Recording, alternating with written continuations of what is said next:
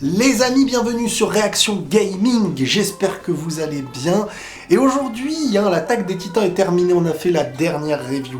On a bossé sur le dernier ending avec les dernières images. Et aujourd'hui, comme promis, on va répondre aux questions qui ont été posées pour une vidéo, je sais pas comment elle va s'appeler, 10 questions, 20 questions sur l'attaque des titans. Mais en tout cas, c'est la première FAQ, j'ai envie de dire, de la fin de l'attaque des titans. Et donc, j'ai sélectionné quelques questions que vous m'avez posées sur l'attaque des titans sur Twitter. Et on va pas perdre de temps. Première question. En vrai, Eren, il a la pire fin qu'un protagoniste peut avoir.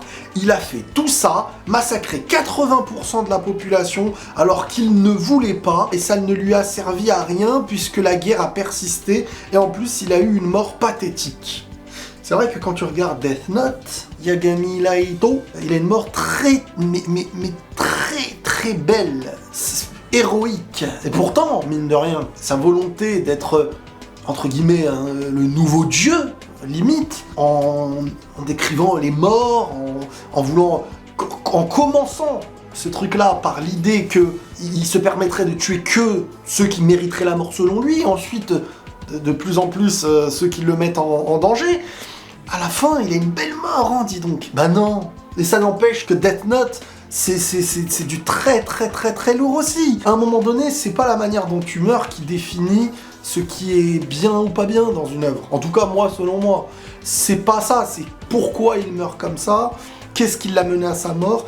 Et j'ai écouté une interview il y a pas longtemps et ça m'a fait du bien. Parce qu'aujourd'hui, quand on voit des gens qui essayent de parler d'une œuvre comme l'attaque des titans sans prendre en compte ce que l'auteur veut nous faire comprendre et ressentir, et qu'on est là à vouloir être trop carré, scientifique, mathématique, je me dis, mais les gars, on ne pourra jamais écrire de véritables œuvres comme ceux qu'on aime, les mangaka japonais, etc., si on n'a pas de profondeur. Si on n'a pas cet esprit de vouloir émotionnellement toucher, et de quelle manière on touche émotionnellement quelqu'un, et qu'est-ce qui est dans la profondeur d'un humain, qu'est-ce qui est dans la profondeur de la vie tout court. Quand je parle comme ça, les gens disent « Ah, vas-y, il veut faire le poète, il veut faire le truc et tout ». D'accord, ok. Mais toutes ces œuvres que vous aimez, c'est basé sur ce principe-là. Si ça vous touche, si vous kiffez, c'est basé sur ces principes-là. L'auteur, quand il écrit tout ça, qu'il a des discours comme ce que Sig évoque à Armin, ce que Eren évoque en fin de vie, et tous ces trucs-là, ces symboles, c'est bien plus profond qu'une explication carrée. Donc tu n'auras pas d'explication carrée, mathématique et mécanique pour l'attaque des titans. Ça, faut se le mettre dans la tête. Maintenant, Eren, faut aussi comprendre que c'est plus profond qu'un mec qui, pour ses amis, a éradiqué 80% de la population. Non, c'est plus profond que ça. On est sur une œuvre où on découvre d'abord ce qui est en train de se passer. Il faut arrêter de se trouver la réponse finale en oubliant comment l'œuvre, elle avance. On a un personnage qui a d'abord été attaqué et a tout perdu d'une certaine manière, presque sa liberté au départ, à cause du monde des titans et tout, et à côté, sa mère, qui a été tuée devant ses yeux.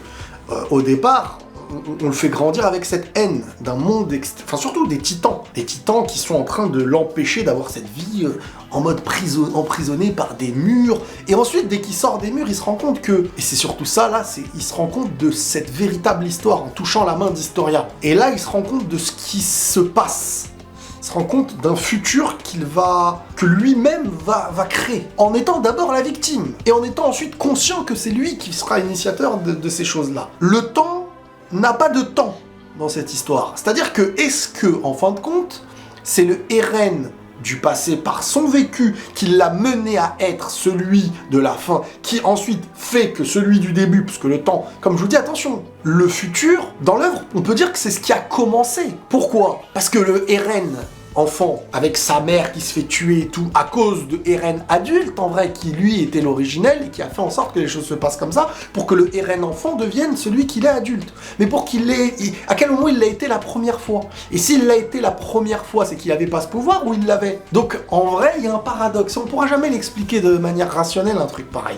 Tout simplement que le temps n'existe pas. Le passé, le présent et le futur, parce que sinon tu me dis au début ce qu'il est jusqu'à la fin, c'est par l'influence du futur. Donc le futur aura toujours été là. Donc oui, mais pourquoi? C'est ce paradoxe qu'il faut essayer de comprendre. Même si on peut pas toujours le comprendre à 100%, je suis d'accord. Eren n'a pas éradiqué 80% juste pour une histoire d'amis et de copains. C'est comme je vous dis, faut prendre ce qu'il y a autour d'Eren aussi. Ce n'est pas que l'histoire d'Eren, cette œuvre-là. C'est pas que juste Eren, il a fait ça, il a des copains. Non, non, non, regardez quel monde, comment on a présenté les mondes.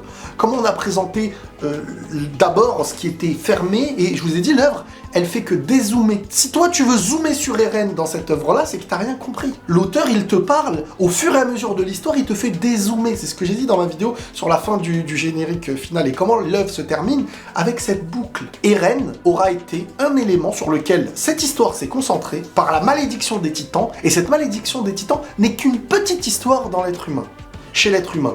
L'auteur a décidé de nous raconter l'histoire d'une période spécifique qui est tout simplement qu'un grain de sable dans l'histoire. Ah, ça fait peut-être bizarre et ça va nous déranger de se dire c'est un grain de sable dans l'histoire, mais pour nous c'était un grand moment, pour nous c'était 10 ans, pour nous c'était truc, qu'est-ce que l'auteur nous raconte? Ouais. Bah, à la fin de cette histoire, il est en train de te dire tu te concentres beaucoup trop sur ça. Parce qu'en fin de compte, ce qu'il va faire, il va tout tester jusqu'à éradiquer 80% de la population. Mais l'humain est un humain. Et même s'il avait éradiqué 100% de la population, hormis l'île de Paradis, l'île de Paradis aurait généré des guerres entre eux. Car l'homme est ainsi fait. Tu laisses 5 personnes. Dans ces 5 personnes, il va y avoir des personnes qui par l'ego, qui par leur faiblesse, vont trouver de la différence chez l'autre et vont se battre pour imposer leur vision et leur domination. Et les enfants d'un tel plus les enfants d'un tel seront des rivaux qui vont faire en sorte que ça va faire une troupe et une troupe. L'humain, le cercle infini, la boucle infinie. C'est comme ça que l'histoire nous raconte l'humain. Elle parle de l'homme et de l'histoire. Tu peux trouver des références à toute chose dans l'attaque des titans. Donc, celui qui s'arrête en disant « Ouais, mais Eren, c'est la pire fin d'un protagoniste. » Ah, vous me fatiguez. Franchement, ça me fatigue, moi, je dis pas vous directement. Mais ces histoires de « Mais un protagoniste ne doit pas mourir de telle manière. Mais non, mais parce qu'il faut à tout prix qu'il soit comme ça. » Mais qui vous oblige ? Et qui oblige Isayama, et pour preuve, il écrit l'une des plus grandes œuvres de l'histoire, sans rentrer dans les codes que tout le monde veut lui faire avoir. Non, il a décidé que ça se passe ainsi. Et on s'y adapte. Ou alors, on ne veut pas accepter cette histoire. Donc oui, ça a servi à rien. Mais ça n'a pas servi à rien dans la vie des siens. Mais ça a servi à rien dans l'histoire de l'humanité. Tout comme tu peux sauver ta famille d'un village qui veut la tuer. Tu auras sauvé les tiens, par amour. Tu te seras sacrifié. Ton nom sera gravé dans la roche ou ton nom sera écrit dans les bouquins. Ça n'empêche que ta famille va mourir un jour. Toi aussi, moi aussi. Et l'humain derrière continuera. Mais qu'est-ce que toi, tu as fait? Qu'est-ce que toi, tu as fait dans ce moment, dans cette période de malédiction, dans cette période où les titans existaient? C'est ça qu'Eren il a fait. C'est ça l'histoire d'Eren. C'est ça l'histoire de l'île de Paradis et tout. Comme ils disent à la fin avec Armin, ceci est notre histoire et on va leur raconter. Mais c'est aussi un moyen de faire comprendre que voilà, notre histoire elle est comme ça. On la raconte et on l'écrit dans les livres. Tout comme aujourd'hui quand tu lis dans un livre d'histoire des personnes précises qui ont vécu une guerre, ou ça fait partie de l'histoire mais elle n'a plus... Enfin elle a une incidence par rapport à des choses, mais je veux dire, c'est leur moment d'histoire. Et ça c'est le moment de l'histoire des 2000 ans de malédiction, d'Ymir, et on prend en compte cette histoire. Mais ce n'est pas le début et la fin de l'humanité. C'est pour dire que voilà, oui, peut-être que l'île de Paradis aurait été détruite sans Eren. Peut-être que ses amis auraient été morts. Eren a fait quelque chose qui n'a peut-être jamais existé dans l'humanité, à détruire 80% de la population. Il aura réagi à sa manière pour essayer du plus profond et de la manière la plus extrême qu'il pouvait, et c'est comme ça qu'il faut le comprendre, c'est que la peur de la mort a créé quelque chose qui la surpasse, les titans. Mais les titans auront été utilisés au final pour essayer de surpasser ces guerres, cette injustice dans le monde, et au final en créant une forme d'injustice aussi. Mais ça a été l'arme contre ceux qui veulent ta mort, contre le fait de se dépasser vis-à-vis de la mort, pour qu'au final, ça ne change rien même en éradiquant 80% de la population. Même l'extrême face à l'humain n'empêchera pas l'humain, sur des siècles plus tard, de continuer. Donc tu marques un moment d'histoire, mais tu n'empêches pas l'histoire. C'est une œuvre profonde. Je peux comprendre que celui qui la regarde avec un regard juste...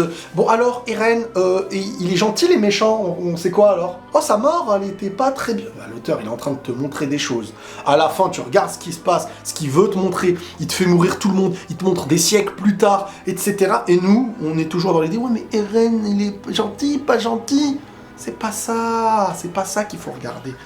Dès que l'œuvre elle est finie, l'auteur est en train de te dire maintenant tu mets une croix et tu comprends ce que je voulais dire. Je t'ai marqué l'histoire, mais à la fin de cette histoire, tu mets une croix. Tu mets une croix et tu dézoomes. Si toi tu continues de zoomer quand l'auteur il dézoome, tu regardes pas ce qu'il faut voir. Voilà moi comment je le comprends. Est-ce qu'ils ont échoué? Sur une échelle humaine et des siècles plus tard, oui. Mais sur son échelle à lui, ses amis auront été préservés. Finalement, est-ce que Eren n'a pas eu ses idées extrémistes parce qu'il pensait avant tout à ses amis et à Mikasa, qu'il pensait que c'était ça le meilleur moyen d'agir plutôt que de confondre ses actions avec des simples caprices d'enfant. Moi je pense que la réaction d'Eren à travers ce pouvoir a beaucoup d'explications. Entre ce qui se passe avec Ymir, la manière de comprendre Ymir, ensuite la volonté de liberté, ensuite la volonté de sauver les amis, ensuite la volonté humaine de réagir à celui qui t'a attaqué et tu deviens le terroriste des terroristes. Mais qui est terroriste dans cette histoire? Est-ce que c'est celui qui va essayer d'attaquer l'île de Paradis au point de départ parce que avec ce pouvoir ils peuvent te tuer et parce qu'ils par le passé ils t'ont déjà fait la misère? Ou est-ce que c'est ceux qui c'est comme Eren quand il se transforme en titan chez les Mar? Est-ce qu'il est tout le monde est le terroriste de l'autre d'une certaine manière? Donc ce qui se passe, c'est que je pense qu'on est tout simplement dans une volonté, comme je vous dis, à la fois humaine, par le pouvoir, voilà, ils ont la plus grande arme, et armée en même temps, donc il agit pour sa sécurité, mais pour sa sécurité, il devient la terreur des autres, tout comme les autres auront été sa propre terreur. Il aura été engrainé sur le traumatisme d'avoir été attaqué plus tôt. Et au final, pour sauver les siens, il en est arrivé à sacrifier à la fois sa vie, à sacrifier à la fois la plus grande extrême qui peut exister, en surpassant toutes les attaques possibles, en sacrifiant sa propre personne. Mais on ne s'arrête pas là. C'est aussi... son propre pouvoir qui aura été aussi celui qui a influencé tout ça dès le point de départ. Mais ce pouvoir vient d'où? Et là on revient ensuite on met une pause sur ça et on revient à Ymir. Donc voilà, comme je vous dis, cette œuvre elle est basée sur des échelles, sur des zooms. Quand tu zoomes que sur Eren, ok, mais quand tu zoomes un peu profondément, tu reviens sur Ymir. Parce que ce pouvoir vient d'elle. Et pourquoi il vient d'elle? Parce qu'il a fallu surpasser la mort. Et quand ensuite on revient d'Ymir, on passe au symbiote, là, au parasite. Et ce parasite-là est le symbole de la création, de la survie d'une certaine manière. Chercher un chemin à la vie. Et ça, c'est ce qu'on a tous profondément en nous. Donc l'auteur, à la fois, est écrit l'histoire d'une personne, à la fois dans cette personne, de ce qu'elle vit au présent, on nous raconte ensuite la profondeur de Ymir. Et Ymir, c'était une enfant aussi à travers l'amour. On pouvait voir les choses à travers l'amour, à travers le symbole de surpasser la mort qui a créé les titans, mais c'était la rencontre entre le fait de vouloir surpasser la mort et la racine humaine dans cette œuvre qui est le chemin de la vie qui s'est additionné pour créer le titan. Et le titan ensuite aura été avec le pouvoir, on revient à Eren, vous voyez, c'est plein de parallèles, plein de liens, plein de choses, mais d'une complexité qui parle à tout le monde, à tous les étages. Même un enfant qui se sent à l'école emprisonné, je dis ça au hasard, peut se reconnaître chez Eren. Tout comme celui qui vit la guerre actuellement et qui se fait exploser par des bombes. Il peut se reconnaître dans cette œuvre-là. Tout comme l'autre qui est la terreur peut se reconnaître dans cette œuvre-là. Tout comme le sens de la vie, tout comme l'humain dans sa tyrannie, tout comme qui est terroriste de qui. Donc c'est plutôt comme ça qu'il faut le comprendre. Si tu veux t'arrêter juste en zoomant sur Eren, tu peux parler. Mais en parlant d'Eren, à un moment donné, dans cette œuvre, tu es obligé de dézoomer. Et en revenant sur le pouvoir. Mais ce pouvoir vient d'où? Et tu redézoomes. Ymir, c'est quoi? Pourquoi? Et tu redézoomes. Et ensuite, plus tu dézoomes, plus à la fin de l'œuvre, on te fait comprendre les choses. Et plus on te montre la boucle humaine infinie de haine, de faiblesse humaine, et même si tu lui donnes tout, et même si tu cherches la paix générera à un moment donné le conflit, et c'est comme ça.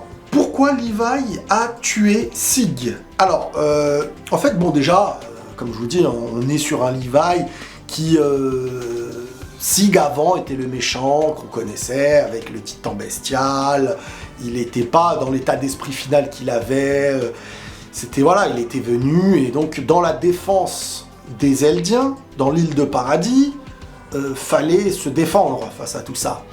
Et les amis du bataillon, commandant-major Erwin, etc., ben, ils ont donné leur vie. Et aujourd'hui, Levi est un petit peu le représentant de toutes ces vies qui se sont sacrifiées, et il a toujours tenu sa parole et sa promesse vis-à-vis d'Erwin. Et donc le bestial, en vrai, j'ai presque envie de dire c'est que la représentation de tous les sacrifices, du moins derniers, qu'il y a pu avoir de Erwin vis-à-vis du titan. Mais en plus, Levi, il faut pas oublier qu'il a quand même aussi choisi la survie de Armin, avec la seringue. Il a choisi Armin, il le regrette pas spécialement, mais il parle souvent d'Erwin aussi. Donc Erwin est aussi dans deux choses. Cette idée du sacrifice qui est censé avoir du sens, et pour Levi, cette promesse qu'il doit tenir envers lui comme si, ça y est, tu peux te reposer en paix, j'ai accompli ce que je devais accomplir, notre mission est presque terminée, en tout cas, vous n'êtes pas mort pour rien, etc. D'une certaine manière, le Sig d'aujourd'hui n'était pas le Sig d'hier, le Sig d'aujourd'hui n'était pas la menace d'hier, donc le tuer, c'était plus hier qu'il fallait le tuer qu'aujourd'hui. Mais dans le symbole, on a ajouté le fait que Sig utilise presque ce suicide devant Levi comme une purification, étant donné qu'il a enfin trouvé pour la première fois le sens et le bonheur des choses qu'il pouvait vivre, et que dans cette purification, il pourrait le revivre éternellement. C'est comme s'il se disait, c'est mon moment de mourir et de purifier mes mauvaises actions, comme ça je pourrais, entre guillemets, être au paradis et vivre en paix, et revivre le lancer de balles, et trouver les bonheurs qui ont existé. Mais, voilà, c'est profondément un petit peu comme ça. Donc ce qui se passe, c'est que Levi, d'un côté, le tue par rapport à la promesse qu'il avait vis-à-vis d'Erwin, mais aussi pour permettre à ses yeux de faire en sorte que ça y est, on a bouclé la boucle. Erwin, tu peux te reposer en paix, ton sacrifice n'aura pas été en vain, vous m'avez permis d'être vivant, en étant vivant, je tuerai celui qui vous a tué, mais celui qui vous a tué doit partir en paix parce qu'il a compris lui aussi le sens de sa vie. Voilà, globalement, c'est un petit peu dans ce sens-là. À ce moment-là, il ne faut même pas retenir le fait que Levi tue Sig, mais plutôt le fait que Sig ait trouvé la vraie liberté presque à ce moment-là. Et le symbole de celui qui le tue pour l'apaiser dans son cœur, c'est Levi, quoi. Quand tu parles de la notion du temps dans SNK, ça m'intrigue parce que du coup, est-ce que Eren dans l'épisode 1 savait-il déjà tout, ou alors il savait rien jusqu'à ce qu'il embrasse la main de Historia? Je dis peut-être non, je sais pas. Non, mais c'est très complexe en vrai, parce que personne peut avoir la pure explication. Enfin, on peut expliquer, je vais essayer d'expliquer moi comment je comprends le truc. Déjà, non, Eren, enfant, ne connaît pas le futur, et à l'avance, mais dès le premier épisode, on nous met ce truc de...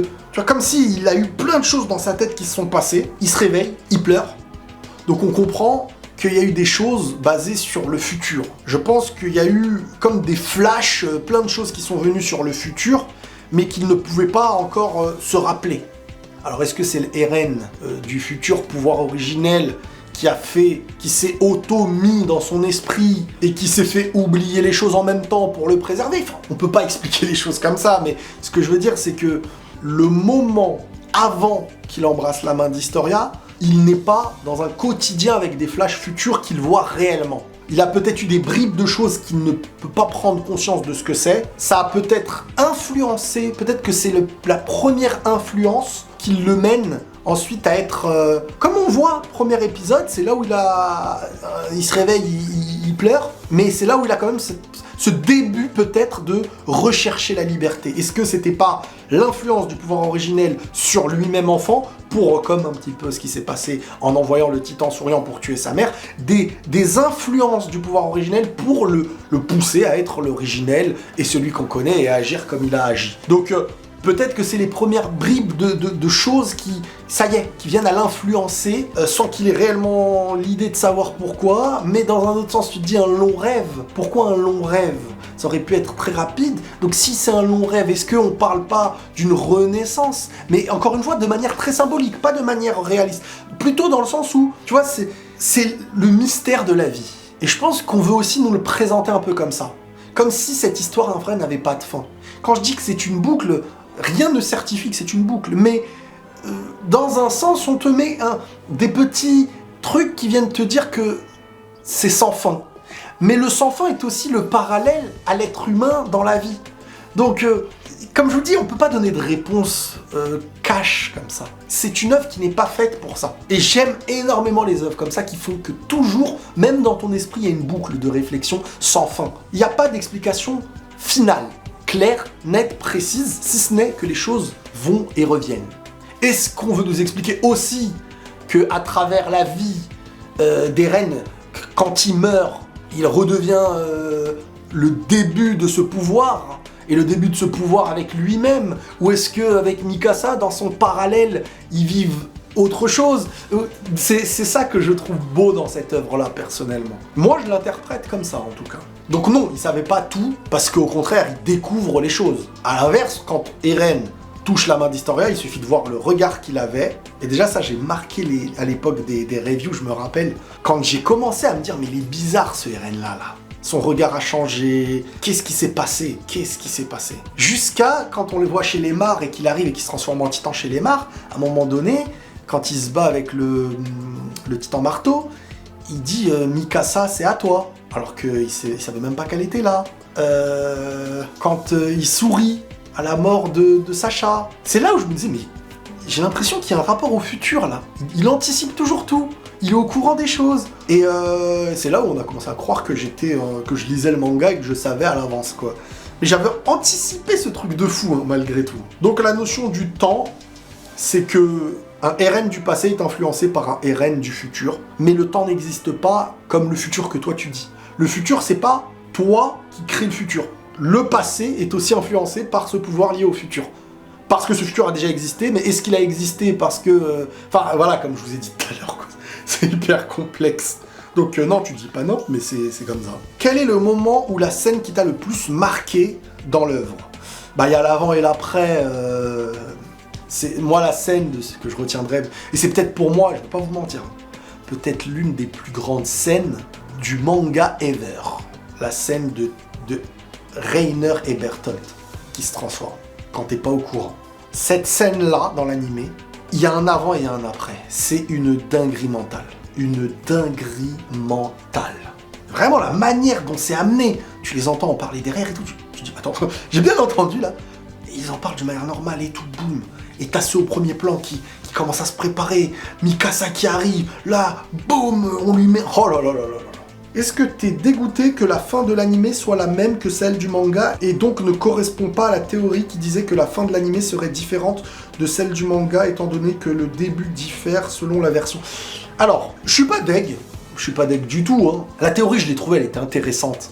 Ça aurait fait vivre le truc d'une manière tellement originale, mais est-ce qu'un auteur peut se permettre de faire en sorte que le manga soit le début, que l'animé soit d'une certaine manière la suite, que tu vois que il suffit que quelqu'un n'ait pas lu le manga, qu'en fait il aurait pas compris l'œuvre, ça pourrait être quand même très compliqué et puis non, je pense que on peut mettre dans l'esprit des gens, en fait l'attaque des titans peut permettre les théories, ça c'est une réalité.